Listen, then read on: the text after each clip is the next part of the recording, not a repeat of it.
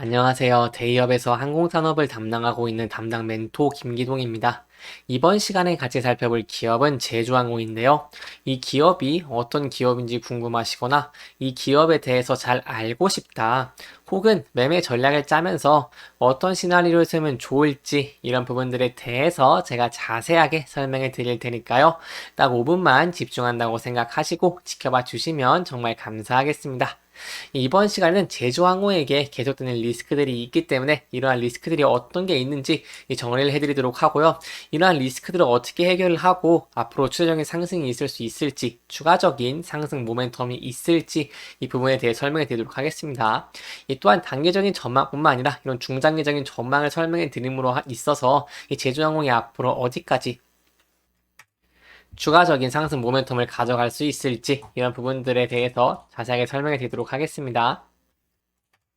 제주항공은 금일 항공주들이 좀 하락하고 있는 모습을 보여줌에도 계속해서 좀 상승을 하고 있는 모습을 보여주고 있는데요. 이렇게 1.63% 정도 상승을 하면서 이동평균선의 이탈한 부분들을 회복하고 있는 모습을 보여주고 있습니다. 그렇다면 저희가 이 당장 어느 부분을 좀 중요시 봐야 되냐 한다면은 바로 241선이겠죠. 이 앞서 제주항공 같은 경우에는 241선에서 저항을 받는 흔적이 있고요. 또한 현재도 241선 위로 돌파를 했다가 실패를 하면서 주가가 하락을 한 모습을 보여주고 있기 때문에 제가 단기적으로 241선을 좀 돌파를 해줄 수 있을지 그 여부를 지켜보시는 게 중요할 것 같습니다. 이번에 241선을 돌파를 한다고 한다면은요, 그 위에 14,000원까지 이렇게 열려있다고 볼 수 있겠고, 이 14,000원도 좀 높은 거래량과 함께 주가가 상승을 해주게 된다면, 제가 거기에 대해서는 이 전 신고가 이 15,500원도 저희가 좀 기대를 해볼 수 있겠습니다. 하지만 현재는 여기서 241선에서 저항을 받고 있는 모습을 보여주고 있기 때문에 만약 여기서 저항을 받고 이 11선 이탈하게 된다면은 단기적으로는 12,700원 여기서 지지를 할 수 있을지 여부를 지켜보는 게 중요할 것 같고요. 더 밑으로 흘러 내려간다고 한다면 제가 12,150원 이 부분에서 지지를 해주는지 여부를 지켜보시는 게 중요할 것 같습니다. 하지만 이런 차트에 대한 제 의견들은요, 제 개인적인 견해일 뿐이니까요, 이 권유라고 받아들이지 마시고 그냥 참고만 해주시면 정말 감사하겠습니다. 그렇다면 저희가 앞으로 추가적으로 상승하기 위해서 어떠한 리스크가 해소가 돼야 되는지, 이 어떠한 소식들이 들려야 되는지에 대해 알아야겠죠. 이것을 알려면 제가 항상 말씀드린 유가의 측면에서 설명을 드려야 할 것 같은데요. 이 유가 같은 경우는 유가가 하락을 하게 된다면 제주항공 같은 항공주들이 올라가는 모습을 계속 보여줬습니다.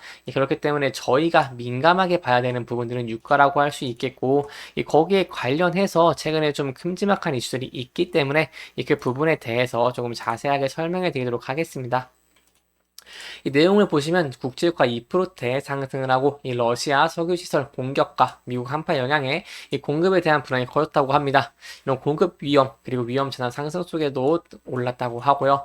또한 이 증시 호조에 2% 넘게 상승을 했다고 하는데 이 구체적으로 어떤 내용인지 제가 좀 자세하게 설명해 드리도록 하겠습니다.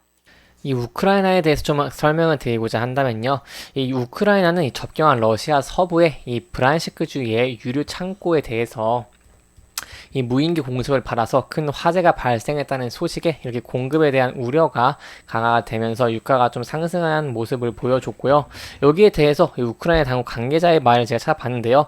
이렇게 정보기관이 러시아 유류 창고 공격을 수행했다고 말을 했기 때문에 추가적으로 계속해서 공격이 돼가지고 이렇게 러시아의 석유 인프라를 공격을 한다면은 저희 이 부분에 대해서 유가가 계속해서 가격이 상승할 가능성이 커진다는 점도 설명을 드리고 싶습니다. 이렇게 공급망에 대한 이슈가 계속해서 추가적으로 나온다면 유가는 상승을 할 것이고요. 유가 같은 경우에는 항공기의 주가와 비슷하게 움직이는 경향이 있는데 거기에 대한 이유를 간단하게 설명해 드리자면 항공유 같은 경우에는 매출 원가의 30%를 차지하고 있기 때문에 유가가 가장 중요하다고 할 수 있겠고요. 그렇기 때문에 이 유가의 측면에서 더 추가적인 이슈에 대해 좀 더 설명을 드리도록 하겠습니다. 또한 이 오른 이유가 이런 우크라이나가 러시아의 공급망을 공격한 이유뿐만이 아닌데요. 최근에 미국 증시를 보면 어떤 생각이 드십니까? 계속해서 사상 최고치를 찍고 있는 모습을 보이고 있는데요. 여기에 대해서 저희가 생각해 볼 수 있는 부분이 뭐냐 하면은 이렇게 주가가 계속 사상 최고치를 경신하니까 이 경기 침체가 없을 것이라는 이런 시장의 생각들이 점점 늘어나고 있습니다. 그렇기 때문에 공급이 좀 타이트해지는 상황에서 이렇게 수요에 대한 기대가 좀 늘어나고 있기 때문에, 왜냐하면 경기에 대한 침체가 오지 않는다고 한다면요, 이 유가를 사용을 많이 합니다. 그렇기 때문에 거기에 대해서 이 유가의 수요는 늘고, 그리고 공급 같은 측면은 제가 아까 말씀드린 이런 한파, 그리고 이런 러시아의 석유시설 공격, 이런 부분들에 대해서 공급이 우려가 되고 있기 때문에, 그렇기 때문에 이런 유가가 가격이 좀 오를 가능성이 높다라고 말씀을 드리고 싶고요. 그렇게 유가 가격이 오른다면 항공주력은 당연히 악재라고 할 수 있겠죠. 그렇기 때문에 거기에 대해서 또 추가적인 이슈가 나온다거나 한다면 이제 끝까지 추적해서 설명해 드리도록 할 테니까요. 그 부분은 저와 함께 끝까지 알아가 나가봐 주시면 정말 감사할 것 같습니다. 그리고 이 구독과 좋아요 한 번씩만 눌러주시면 저한테 정말 큰 힘이 되니까요. 한 번씩만 부탁드리겠습니다. 또 이뿐만이 아니겠죠. 이 홍해 지역의 긴장, 그리고 중국과 대만의 긴장에 이어서 이런 노스다코다 지역의 한파로 인해서 원유 생산 중단에 대한 공급 위험도 높아지고 있기 때문에 현재 유가의 측면은 조금 많은 영향을 받을 수밖에 없다라고 할 수 있겠습니다.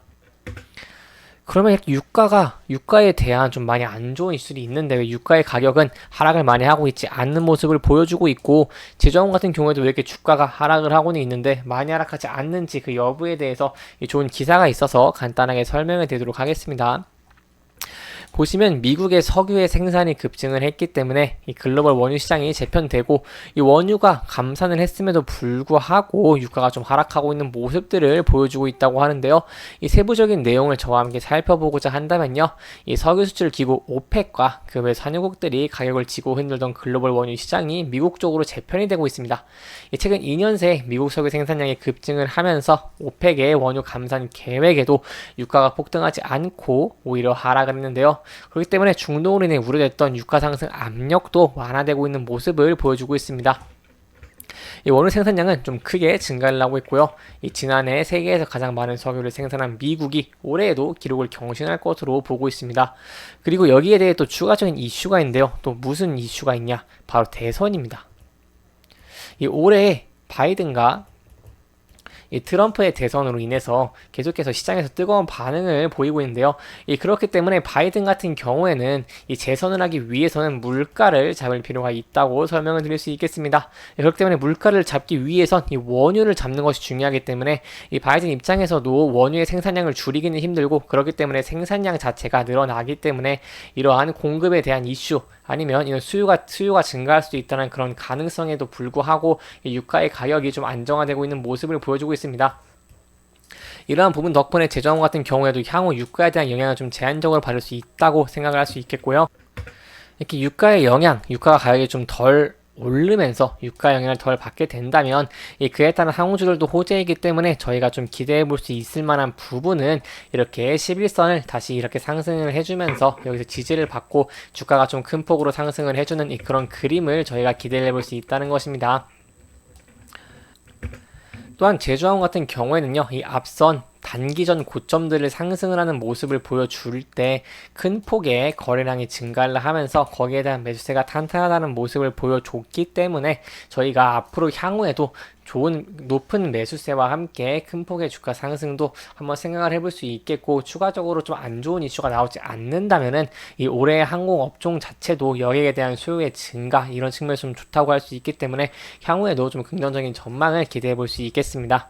이렇게 이번 영상은 전체적인 흐름들을 조금 짚어보면서 진행을 했고요. 해당 영상은 개인적인 의견이 많이 들어갔기 때문에 투자자분들의 주관적인 생각과 해당 내용을 토대로 현명한 선택을 하시면 좋을 것 같습니다. 영상 잘 보셨다면 좋아요와 구독 부탁드리고요. 이 해당 영상뿐만 아니라 대기업에서는 그 누구보다 열정적인 멘토들이 많으니까요. 부디 타 종목의 영상도 시청해 주시길 바라며 오늘 영상 마무리하도록 하겠습니다. 끝까지 시청해 주셔서 감사합니다.